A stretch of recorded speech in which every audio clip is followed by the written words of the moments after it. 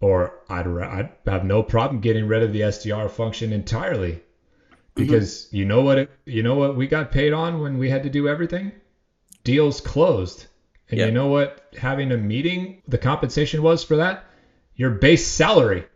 That's Hmm. what your compensation was, your Hmm. salary. It's just part of what you had to do. It's part of the process. It's just a stepping stone along the way. Welcome back to the B2B Playbook, where we believe that great go-to-market is about people, not platforms. Nowhere is that belief tested more than in sales. For the last 2 decades, sales leaders have leaned on brute force outbound, more dials, more demos, more pipeline pressure, but that model is starting to collapse. Buyers trust it less, cold calls fall flat, and whole revenue systems stall before they even start. As a founder, advisor, and one of the top startup sales leaders in the US, Scott Leese has lived this reality. He's helped scale over 160 companies, guided 12 unicorns, and seen firsthand the scars that come from relying on outdated playbooks. Joining us, of course, today as well as Adem Manderovic, the creator of Closed Circuit Selling and CRO School. Adem, I think you agree that the old volume game is broken, and you like to go even deeper and say that this problem is systemic. Very excited to get into this conversation to unpack these scars of modern sales. Scott, thank you so much for joining us. I'm happy to be here. Good to hang out with you guys. And 12 unicorns, Scott, 160 companies. That's an impressive resume, that's for sure. Appreciate that. Yeah. So I'm always looking for a company that has the potential to become something special, whether it's a unicorn or an exit and what have you. And it's I think it's very important in my line of work to be able to point to, well, I've worked with these people before and look at this result, because nowadays it seems like every kid with 6 seconds of sales experience thinks they're qualified to be a sales consultant or a go-to-market specialist or whatever. So trying to lean on some of the success stories that I have to differentiate myself a little bit. And I think that's something we'll get into as well. Adem, thank you so much for joining us again today, too. Yeah, always pleasure to be here for these joint episodes. But I was going to say, and those that haven't got that 6 seconds as well, Scott. Yeah, that's right. They can't get hired anywhere else, so they're just like, oh, I'll just start this business, Yeah, see what I this can do. sounds good. Let's just talk about this. Yeah. Scott, I want to jump right into it and kick off with you've said that most founders aren't really founders, they're hobbyists with a pitch deck. What do you mean by that? I mean, they're not really willing to go the entire mile. They're looking for a quick little money grab, or they just want to build cool product, and you know, they think that the sales and revenue will take care of itself if they build a good product. They don't want to develop people. They don't want to build a cool, supportive, nurturing kind of culture and seek a win or an outcome that benefits people other than their investors. I could go on and on and on, but these are some of the things that I'm talking about. There's an unwillingness to get their hands dirty sometimes and do some of the dirty work that is required, especially in the beginning. And because of that, I think a lot of the workforce has become fairly jaded over the last 5 or 10 years or so. And it's part of the reason probably why you see so many people kind of starting their own businesses or becoming solopreneurs and or having second and third jobs and streams of income, like running a podcast or running a coaching business while still being employed elsewhere. And so that's kind of what I was talking about there. It's trying to get some founders to kind of wise up a little bit and recognize how they're being viewed and how they might want to behave differently. Do you think, Scott, that from the founder lens of that, the first part of what you said there, the main part of why that is also the how that sits within the VC space? Like, for example, George and I know a few people that have had some massive successes, but success measured in terms of the raise only, right? And then that is raved about in our echo chambers. And then they look successful, but they've never actually done business development or marketing or customer success. They don't even know how to get to the customers. They've Yeah. just on paper look successful, and they might just burn through that ramp and then look around people like us and go, what do we do now? I think that has a lot to maybe answer for it, but what do you think? Yeah, I think that's part of what I'd label as a hobbyist. You know, their kind of hobby is to have they've got cool idea, right? They Yeah. can build maybe a pretty decent product and they know the right people so they can raise money, but they've never done the dirty work to actually figure out how to run and build a profitable business. You know, we still have most startups that are not profitable for years and years and years and years. You know, and this is the dirty work that I'm talking about. So you want to be a real founder. Well, a real founder understands the product, yes. They understand fundraising, sure. They understand how to build a winning culture and develop teams and develop people and help them grow in their career. They understand how to run customer success orgs and sales orgs and marketing orgs and operations. They're involved in everything, not in a micromanaging sense, but they've done some of the work and they've partnered with leaders in different departments and whatnot, and they've seen these things through from 0 to 1, from 1 to 5, from 5 to 10, 10 to 25 and beyond. That's what I'm talking about. And it increasingly feels like people who are founders and starting some of these businesses, particularly this AI rush, some of these founders have no idea how to build a proper business. They just know, wow, AI is kind of hot right now. I build this thing, I slap an AI sticker on it. Maybe I can raise some money and maybe I can sell this thing. The product should sell itself because I think it's such a cool idea. That's just not how it works. Not to be a proper founder. So yeah, it's wrong in my mind to kind of canonize some of those people as great successes just because they raised X amount of money.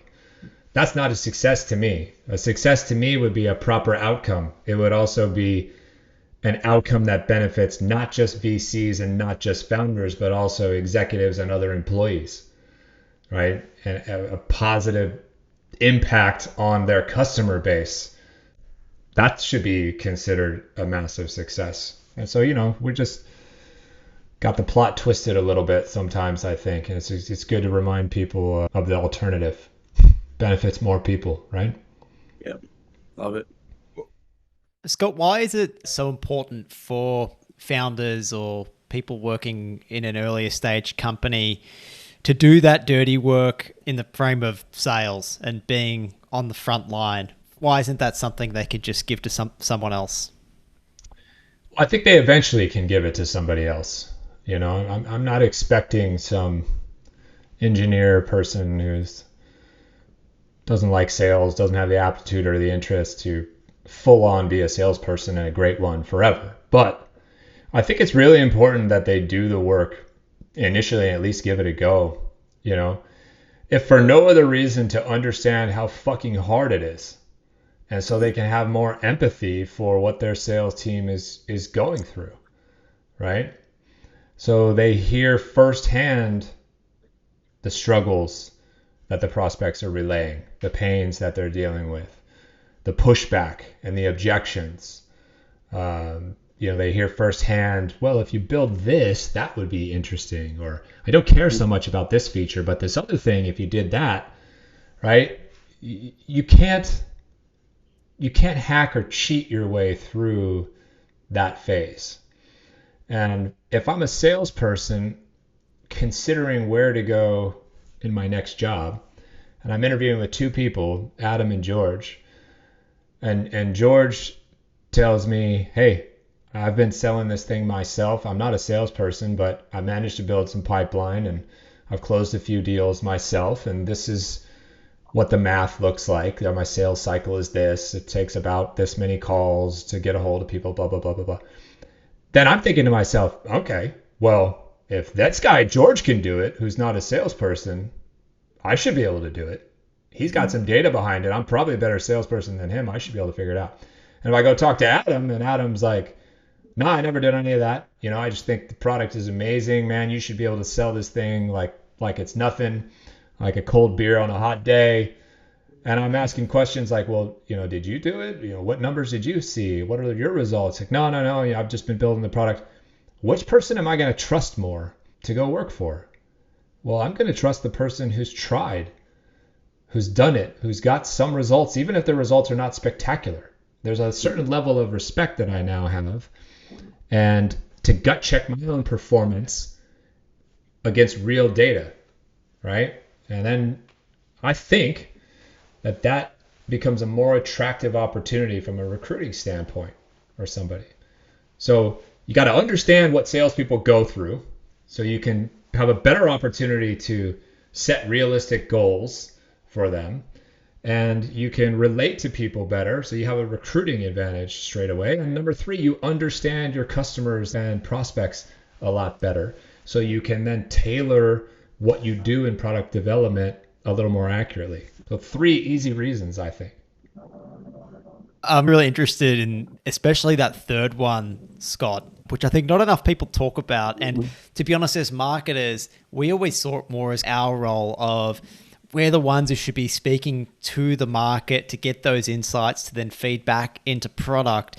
But the reality is, in a lot of organizations, those conversations are gatekept, or the customers are gatekept, or prospects are gatekept by sales, and understandably in a lot of situations. And so the right salesperson, do you think you can equip them to have these really productive conversations so they're not just trying to sell every time they speak to someone, but they get enough information at the coalface to then feed back into product and feedback to marketing as that conduit between the market and then what the organization needs to do next? Well, I think what you've described is a proper salesperson. Anybody incapable of doing that is not a proper grade A salesperson. That's the difference. Our bar, I guess, is so low that we don't kind of demand that from everybody. So should they? Yes, they absolutely should be able to. If not them directly, the sales leader should at least be able to extract that information from the sales team. And that sales leader then becomes the conduit and the voice to direct the product team and the marketing team and so forth. Right? And if you as a marketer feel so gatekept from this information, I have a suggestion for you if you're open to it. How about you make a fucking sales call and see what it's like for yourself? How about you join sales on the calls? Like if you came to me, George, and you were like, hey, I really want to hear what customers' experiences are like and prospects' experiences are like, rather than just kind of guess and whatnot. Can I jump on your calls with you? I'd be like, yeah, dude, absolutely. Sit on the call. You don't have to say anything. Just sit there. Just listen, take notes. Right? I'd let you in every single time. Or have a couple calls. Take a couple demos. Take a couple inbound leads. Try to sell somebody at an event. Come to some of the sales training so you get your salesmanship and your skills upgraded a little bit. But most marketing people don't do that. Most marketing people, in my experience, will sit there and say, well, sales is gatekeeping this information from me, and passively sit around and wait for somebody else to try to fix that communication problem rather than fixing it themselves. And that's not how I believe it should operate at all. So I think sales can do a better job, of course, inviting you into the conversations and dragging you on ride-alongs. Absolutely, they should do that. I, as a sales leader, should do a better job of communicating what my team is running into and communicating that to the marketing person, to the CS team, to the product team, everybody. But you, as a marketer or a CS person or a product person, you also have the power to insert yourself into some of those conversations so you hear it firsthand. And I wish more people took the initiative to do that. I think George was being very strategic in how he asked you that question, because it led to obviously us talking about pillar 1 of closed circuit selling, which is validate and catalog the market. And from that, you'll get like a certain amount of market validation in terms of who they're with, what they like, what they don't, if you've got permission to circle back, if they're in a fixed term contract, when they might be looking to change. But also the second component of that, which is leading into product, because we have like templates inside of systems to do that, right? To bring marketing into the fold. And that gives George's team timing in terms of 3, 6, 9, 12 months. But the second component of that is product roadmap in 12 to 24 months. So they might say, Scott, we love what you're doing, but you need to be here and here for us to work together over there. And if you can do that, come back to us at these points, and that gives that to product. So that's the first pillar of what we talk about in closed circuit selling, which we train in CRO school to be cross-functional. The challenge we see, bro, is not everyone has the experience that you and I have where that's what a salesperson should be. So it thrilled me to no end that you said that. But do you think that ties to previous sales methodologies never taught this? So it's because you and I are mid-40s. We knew what this was like 2008 and before, but not everyone has our lens. So if you look at the C-suite and even the leaders across marketing, sales, and customer success now, or even some of the C-leaders in commercial, they've never seen what you and I are talking about in terms of those validation pieces and bringing marketing or customer or product into the fold. But is that because we know that in our eyes, and everyone we've interviewed has agreed, that kind of fell apart after predictable revenue, because that only became the measure in terms of measuring meetings, which forced shitty MQLs, and that caused commercial failures, right? But that also means the people that are younger than us have never seen what you've just described as a proper salesperson and what we believe. A lot to unpack there. Yeah. I guess, first of all, maybe to break that down, Scott, you and Adam have been around long enough to see the before, during, and maybe tail end of predictable revenue. That probably rewired for a lot of people how sales teams were built and gave it some structure. But do you think maybe did it hardwire some bad habits that are still around today? Well, yeah, of course it did. Just asked it that way. Sorry, man. Yeah, no, it's okay. When you are responsible for everything in a sales process, you end up learning everything. When you're responsible for one thing, you only learn one thing. That's it. So I come from a world where there was no such thing as an SDR. I was a salesperson. I found leads. I prospected leads. I demoed and followed up with leads. I closed leads. There was no sales engineer even on the back end when I was selling. I had to know everything as well. And when you go through that boot camp, for lack of a better word, you are equipped. You have better business acumen. You know how to handle all these different scenarios.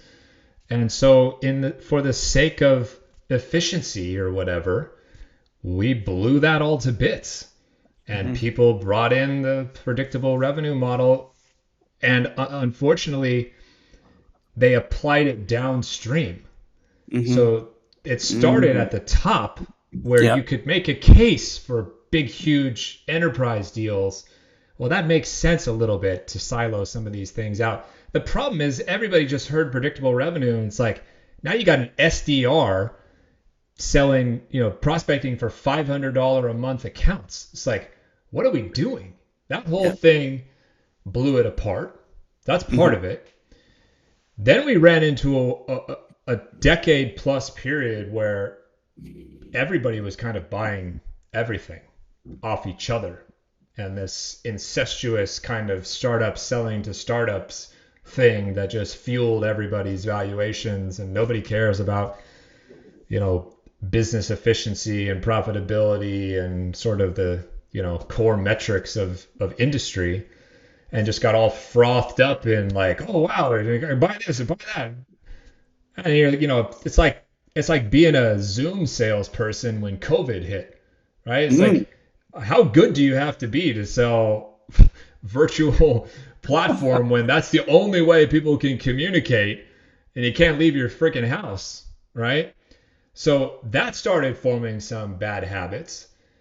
I think the number one complaint that salespeople have is they don't get enough coaching and training from their sales leader. So sales leaders got worse and lazier, and they didn't maybe grow up in a world like Adam and I did, where we learned everything. So they only learned part of the process. So they only could teach with accuracy part of the process. So you don't have the right amount of coaching going on. You don't have the right coaches in place. And then we made it even harder by everybody going remote. I'm a fan and proponent of remote work, but it is infinitely harder to coach people remotely than in person. So you have all these different things that kind of got stacked on top of each other, where now you're out there, and if you go spend time with salespeople, like Adam and I do, at least for sure, they are not as good as they used to be. That's fact. And I'm not talking about productivity levels necessarily. I'm talking about basics, basic stuff, how to prospect creatively, how to follow up the right way, how to have a business conversation, how to be able to articulate to somebody in product, this is what the customers are asking for. This is why they're asking for it. This is how many of my customers are asking for it. This is the market opportunity that those customers represent. How long would it take you to build that? How much would it cost for you to build that? And how does that build stack rank against all the other things in the product queue? Because I want this thing to get done, and how do I have that conversation? They don't know how to do that. Yeah. And that so all these things have compounded upon each other to be a problem.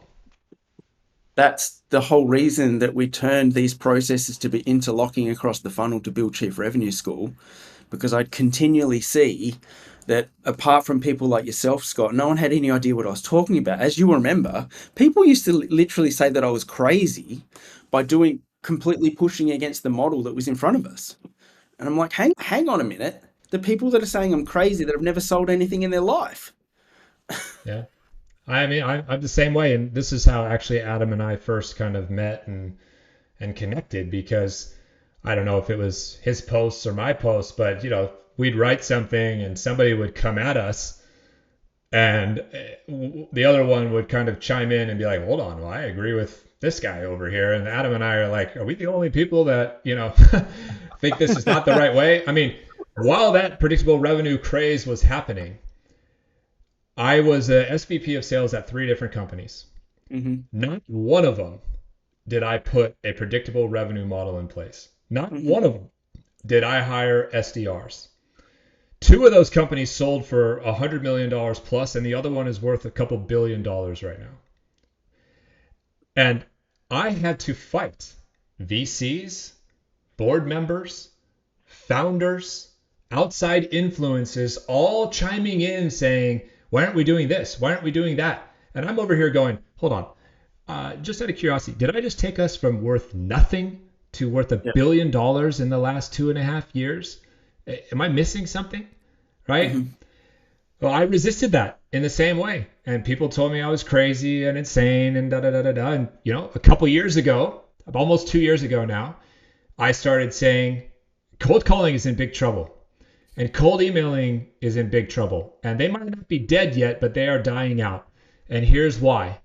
And everybody, same thing. You're an idiot. Blah, blah, blah, blah, blah. You're wrong. And everybody comes out and tries to attack. And look where we are now. Now, most people have the sentiment and agree that cold calling and cold emailing do not work as good as they used to. And we have to do things differently.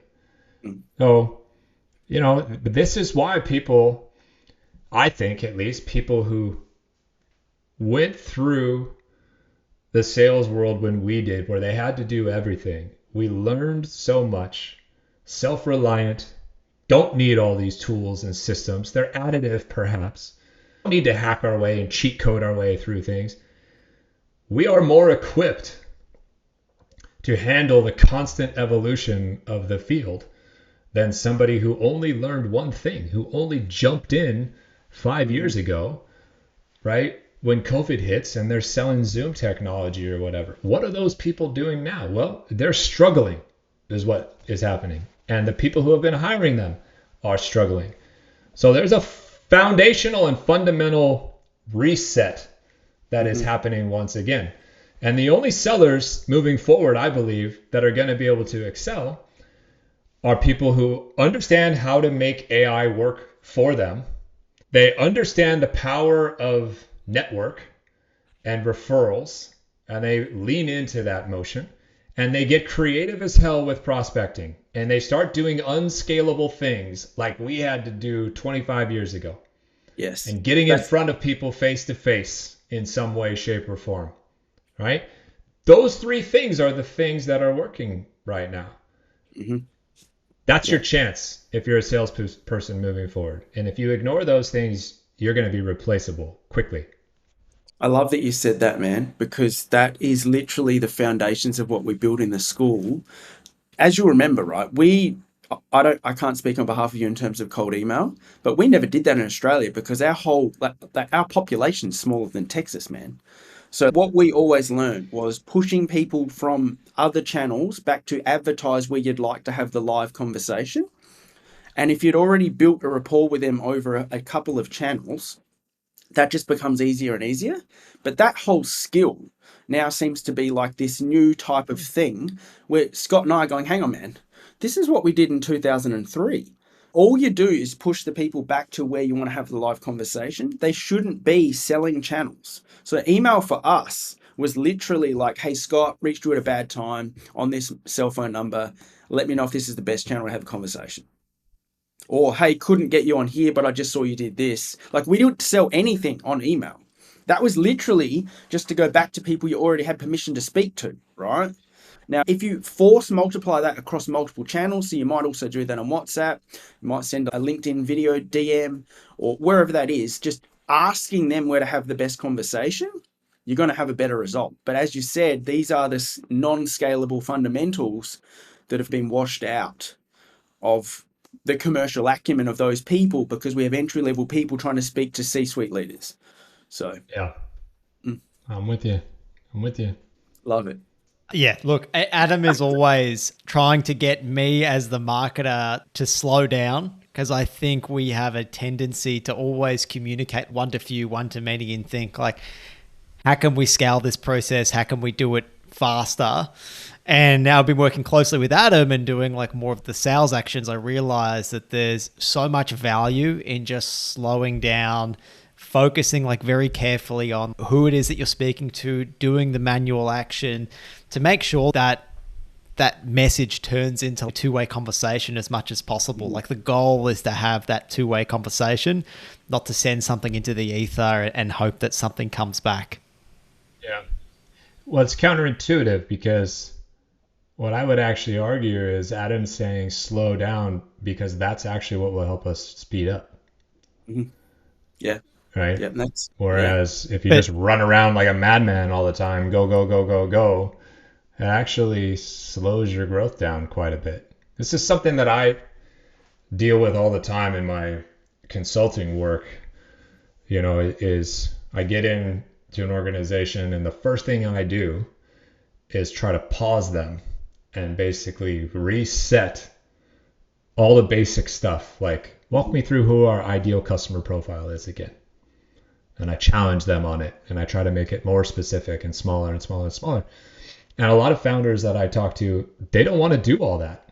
You know, they're like, we got to close deals and we're racing towards the next fundraising event and blah, blah, blah, blah, blah. And it's like, listen, if you don't do this now, you're going to have to do it down the road and it's going to be even harder and it's going to be longer and it's going to be more painful down the road. You're accruing a sales version of technical debt, if you will. Oh, same principle. Like I'm trying to get them to slow down and build this shit the right way so we don't ever have to do it again. And off we go. And we're running 1,000,000 miles an hour. Rather than let's just go. And nobody's pitching the same way and nobody's following the same process. It's just chaos. The way to scale fast and win the race. It's counterintuitive for a lot of people. A lot comes down to how people end up being measured as well and incentivized, right? And changing those structures. Sure. A question I have is so many teams we speak to and come across, meetings booked is a huge measure for their team. And how do you balance that idea of being measured based on the number of meetings you're booked with actually performing the function of the old school or the real salesperson that you should, where you're actually collecting information from the market, acknowledging that not everyone is ready to buy from you right now, that not everyone wants to take a meeting, but that still should be an opportunity to collect that first-hand information and come back to them at the right time with the right thing on a timeline that works for them. How do you balance that when you have this constant push for measuring people based on like how many meetings they're booking? Or is that just a measurement that we need to throw out the window altogether? I'd love to throw it out altogether, frankly. I think it's terrible.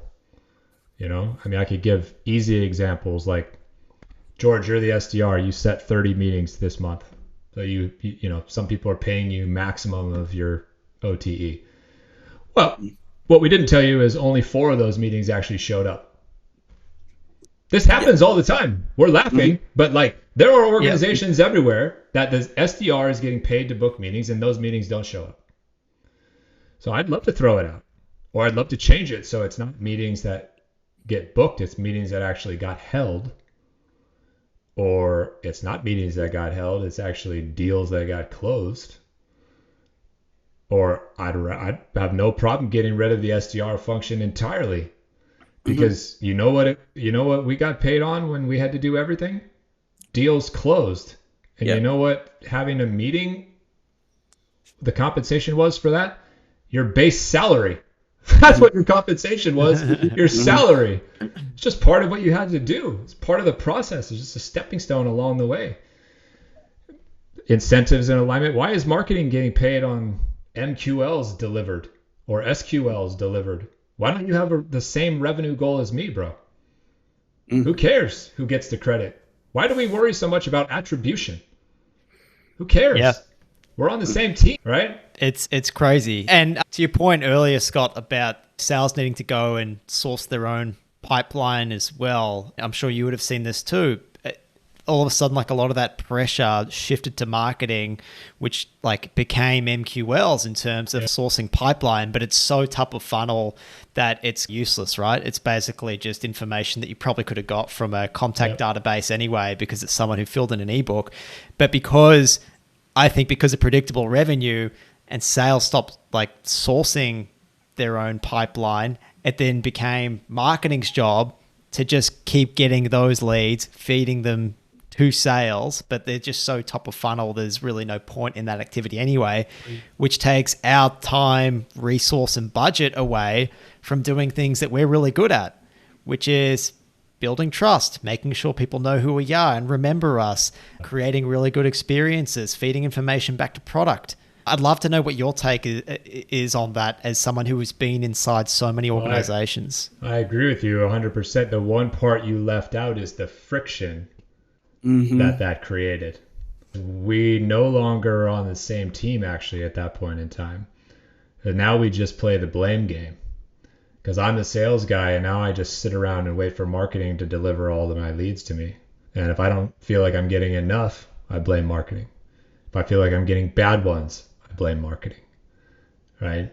And marketing sending a bunch of stuff and Scott's not closing them, marketing blames Scott. He must not be good. He's not following up fast enough. The amount of mental cycles and emotional work that companies do to solve these internal friction points is astounding. And it happens in damn near every company I can think of that is compensating marketing and sales for different goals and different parts of the funnel. So you just invited friction and tension into your executive team and all the way down into, you know, the individual kind of contributors and the entry level folks. Why would we do that? If we're on the same Aussie rules team, what do I care if Adem scores the goals or gets the points? I don't know the Aussie rules well enough, right? You make the tries. What do I care? My role is to play defense potentially. Like I played soccer my whole life. I was a center back, a defender. Okay. Nobody gave me shit afterwards if I didn't score. They weren't like, Scott, we're going to need you to increase the defense's contribution to goal scoring. What are you talking about, dude? That's not my job. Right? So why does this thing suddenly make sense in our environment, but not in a sporting kind of environment? Are we a team or are we not? Because I promise you, if we had the same $1 million goal this month, George, we're not arguing about MQLs and SQLs. We don't care about attribution. I don't care about how much of that 1 million was sort of sourced by sales versus marketing. I just care that we hit the number. That's it. We're on the same team. Yeah. Well, that ties directly to what we teach in the school, Scott, because we say that should be the pillars of market validation. So how many of business development going and getting this information on timing from the market or timing for later for product? How many of those templates are physically given to marketing, and how many of those go to open opportunity? And how many of those go to build and bank revenue? Simple as that. So like old school, this is what we do. So in my day, probably yours too, that used to come in a manila folder, man. We'd fill out like information with a big texter, like a big Sharpie, and I'd just walk it over to that team and say, when can you build me this? I'd put the timing on the inseam of the folder so they could see the product name, like the company name plus time. And that's how we did it. And we had these racks, right? And they were called deal racks. And then they knew. I didn't obviously since then, probably 2020, 2011, 12, 13, that become like a ticketing system in bigger organizations I was in. But if you look at what we did prior, business development's only job was to validate the market, gather the information of when we could win, ask for permission to circle back, and if we couldn't win this, when could we, or what would we need to be at a certain point in time? Then we'd go give that to marketing. Marketing would say, hey, I've got some information. We've got 3 more companies just like this in mind. How about we build out these personas at these timing points? You go back to the 3 of them. It was easy, right? And that's what the measure was. How many of those market validations or first-party intent signal went to open opportunity, and how many of those went to build and bank revenue? Then everyone got paid. Like how is it like we're talking crazy talk that it should be that simple, because that's where the money comes from. If there's no hidden money ramp coming from the VCs, are all of these other actions actually commercially viable? And I used to beat the drum on this since 2020, and people were like, this guy's crazy. I'm like, what do you fucking mean, man? There's no money. It's do you remember between 2010 and 2015, where if you worked in big finance, you got paid on app rate? And that's even worse than meetings booked, because then that just became like a ghosty information of like people that work. Yeah, you do an employer contract, you go and sell inside of the contract, you do a quoting day, you get 12 contracts, you send it back, you get paid for the 12 contract. Didn't even matter if they got approved. So then, how is no one else flawed seeing system? This? Yeah, man. I don't know how all that stuff flew. I don't know. I wish I did. But where does the money come from? And then also, Scott, what I've realized is it's going to be very hard for marketing to ever get off the MQL hamster wheel until sales fixes this, or at least that's why we're trying to attack it with the CRO. Yeah, they're allowed to start sourcing their own pipeline and fix how their teams are structured and comped and incentivized. Because otherwise, I don't see how else marketing can get off that MQL hamster wheel and be a true partner to sales. I'm not sure either, other than my hope would be that there are marketers and salespeople out there who will become the next generation of founders who just change the game.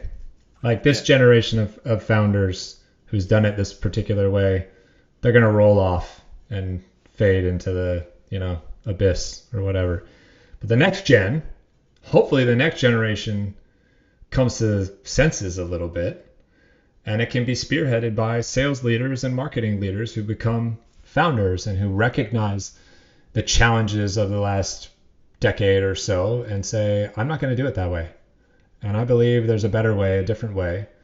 And we lead from the front rather than just chirping in the background of this is how things should be done. Well, nothing ever got done just because we were chirping about it.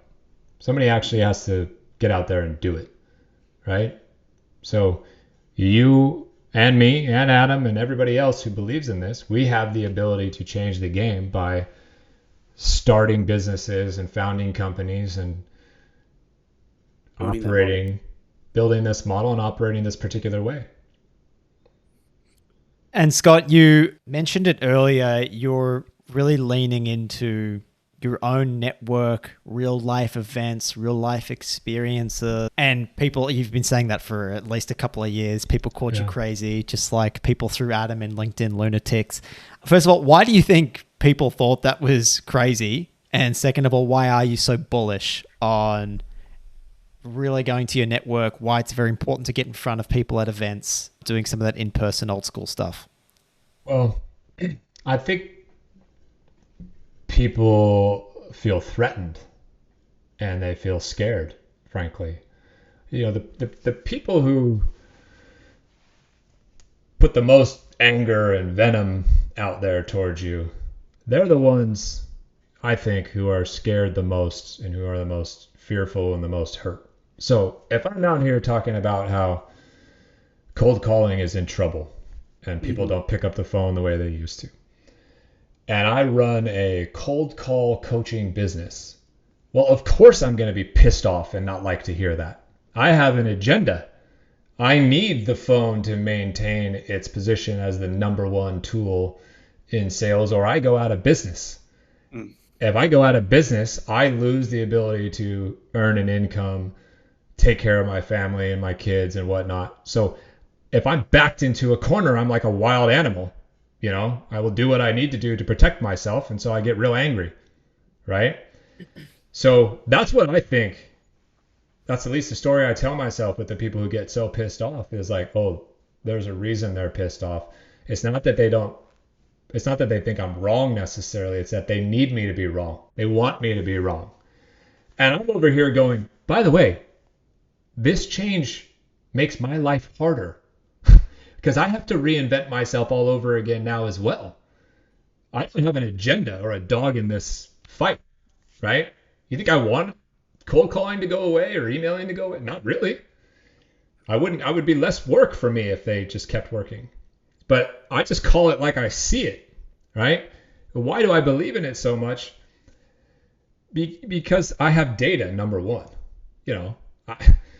If I looked at my numbers of, okay, I made 100 calls today, 20 years ago, probably 50% of the people picked up the phone. If I make 100 calls today, the numbers will tell you 2 to 3% will pick up the phone. That obviously varies depending on who you're calling and all this kind of stuff. But in sort of technology, it's like a 2 to 3% pickup rate compared to 50%. That's undeniable, indisputable. Okay? Behaviorally, when I grew up, the telephone ringing in my house, everybody could hear it. It was an event. My brother and I would sprint to the phone trying to get to it because I didn't want him talking to my girlfriend and vice versa. And I sure as shit didn't want my mom answering the phone or my dad having to talk to my friends or my girlfriend. I wanted to nudge him out of the way and protect it. I can remember we couldn't leave the house because my parents were expecting a phone call. It was an event. Now it's a distraction. We are trained and conditioned that every single time our phone rings, it's a salesperson, it's spam, it's an unknown number. We have caller ID. We filter numbers out that go straight to voicemail if they're not programmed into our phone. Our ringer is off 24/7. If your ringer goes off in public, everybody looks at you like a pariah, like you're fucking up the ecosystem of humanity. Okay? This is not the way that it used to be. So we pivoted over to email, and then we ruined email. It used to be great. Adem used to send messages to people saying, hey man, here's this, contract that we talked about. Let's get back on the phone and finalize things. It was a utility. But what happened was we found that it worked to just spam messages out. And then we built technology that would send thousands of messages out. And now I talk to people and I get on Zooms and they leave their little Gmail app up. And I see some of these people with inbox 74,142 emails. And I'm going, yeah. Everybody's inbox is destroyed, right? So you're filtering emails out now. You can't get through. Everything looks noisy. It looks the same. So we ruined email. So we find a channel in sales that works and then we exploit the shit out of it until it's dead. That's the history of humanity, by the way. That's not just like sales. So why do I believe so strongly in network? It's because I think it will be next to impossible to get somebody I don't know already to answer the phone or open and respond to an email from me very, very soon. Especially because if we're not already there, we're about to be at a place where everybody who looks at an email, their first reaction is, oh, AI wrote that. George didn't write that. Scott didn't write that. Adem didn't write that. GPT wrote that. Even if it's not true. I mean, we are policing each other's grammar right now. Oh, you have an M dash in your post. That must be AI. Oh, you use this phrase. That must be AI. Oh, you use these emojis. That must be AI. Okay, so we're not going to trust it unless we already know the person. In order for me to open up opportunities, I need to know as many people as humanly possible, which means I need to have as big a digital network as possible. Because if I want to reach Adem, I got to go through you, George, in order to do so. I got to say, hey, George, you know this guy, Adem. I'm trying to get a hold of him. We solved this particular problem. Do you think he'd take a meeting with me? By the way, if you get him to take a meeting with me and the deal closes, I'll rip you 10 to 20% of the deal and cut you in on it. So that is the only way forward, I think. You're going to have to know people or you're not going to be able to get a hold of people. That's number one as far as networking and referral kind of selling goes. Then there's the in-person stuff.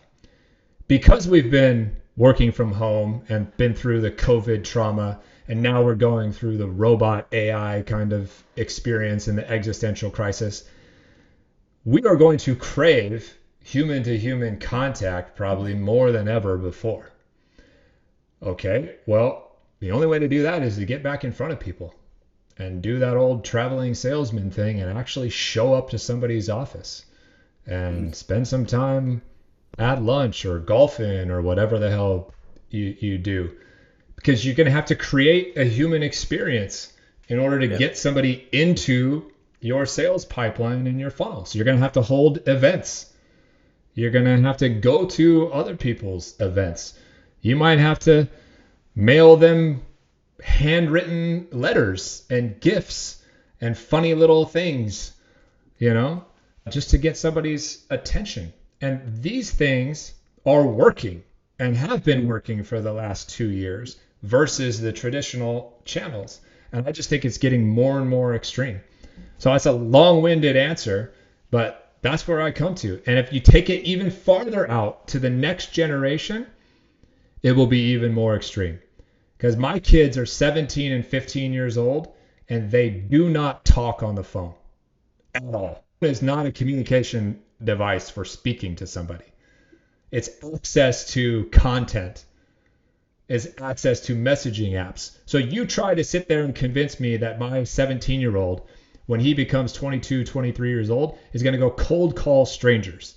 These kids barely have any fucking social skills because even when they're around their friends, they just have their face in their phone all day long. They're not going to want those jobs even if they're around, and they're not going to look the same. So that's why I believe so strongly in this networking play, the in-person play, and getting back to extreme fundamentals and back to basics of selling in order to have success.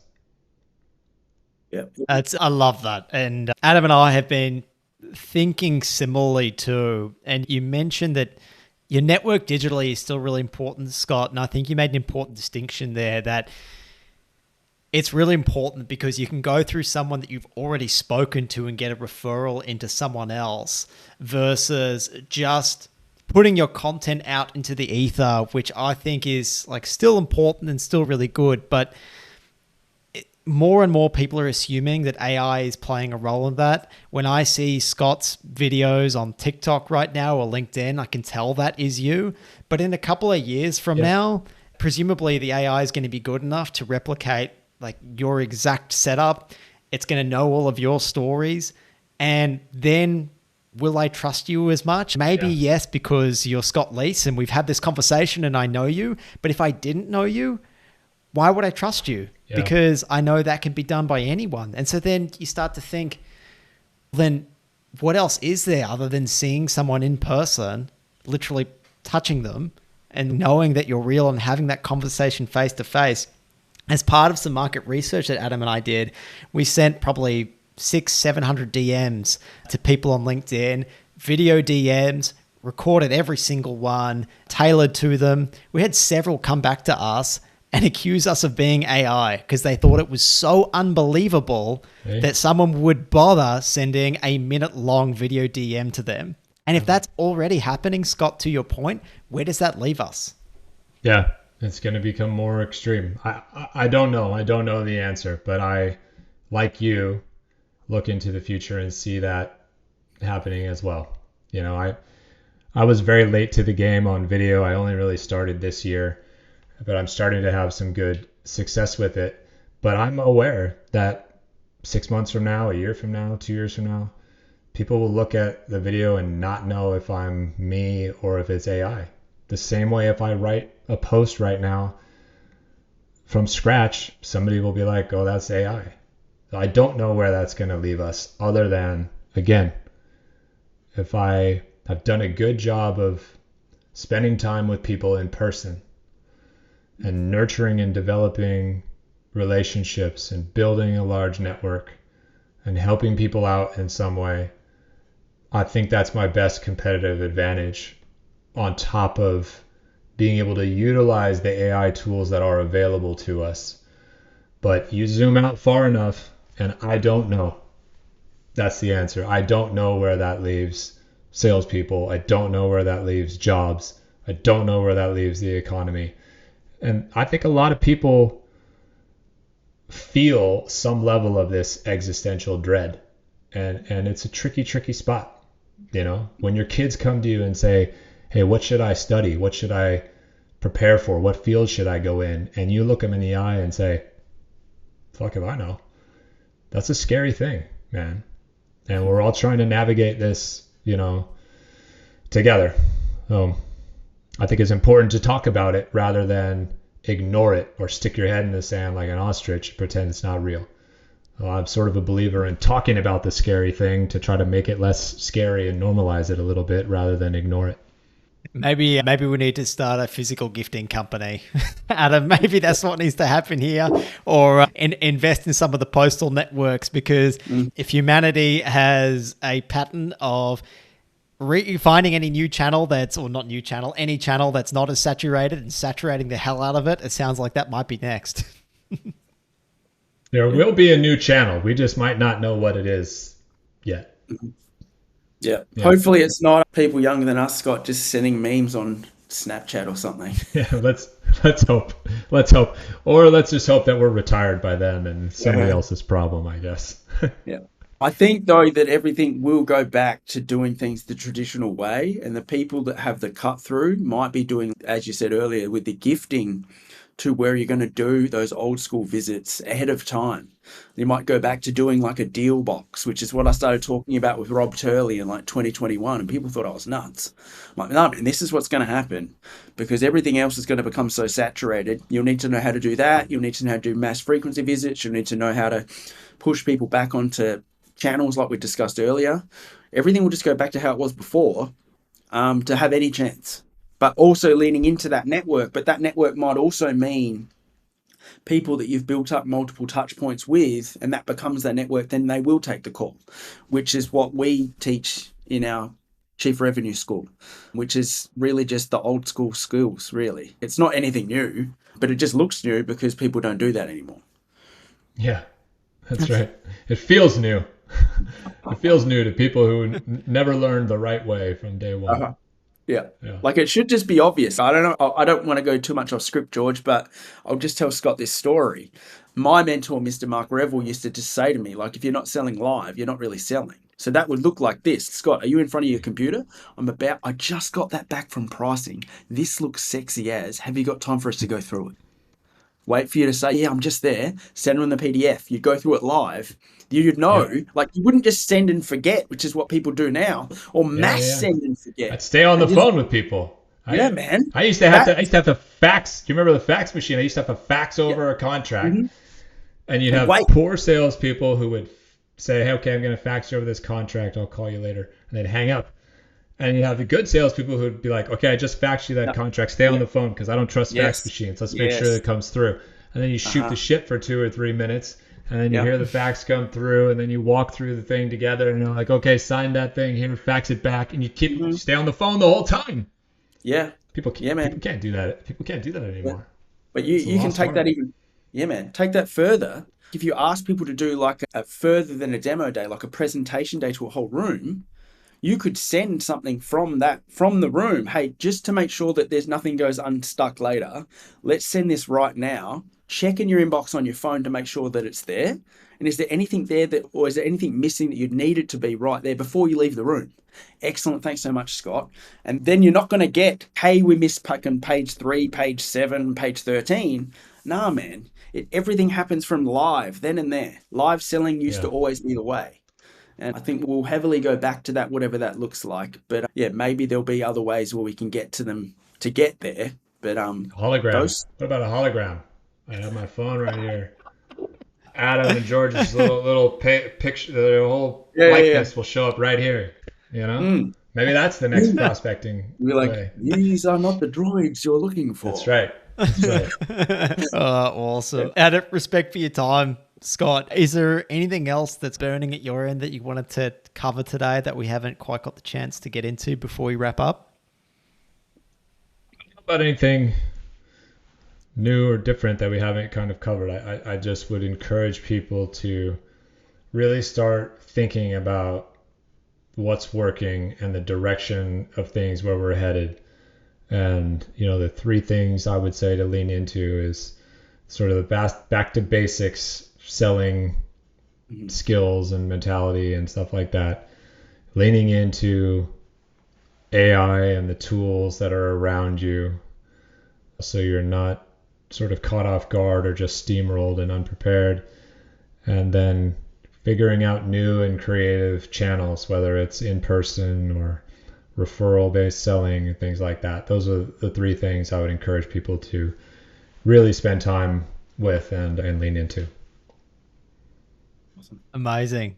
Thank you so much, Scott. Thank you. For all those listening, make sure you follow Scott Leese, available on LinkedIn, killing it on Instagram, and growing rapidly on TikTok as well. I'm a follower of yours there. You pump out great content all the time, Appreciate Scott. that. So please Thank keep you. doing it. Please keep beating the drum like you have been for so long, for calling things as they are. Scott, you've got a great newsletter. You've got books. You've got your podcast as well. You've got the Lease 100. Where's the best place for people to access all of that, Scott?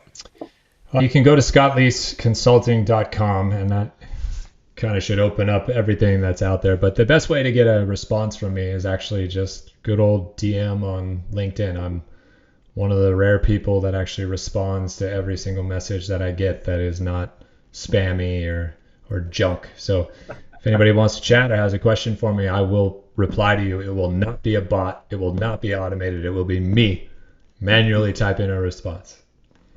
Awesome. Absolutely love it. Thank you so much, Adem, for your time too. Always really appreciate it. Thanks, guys. Thanks, guys.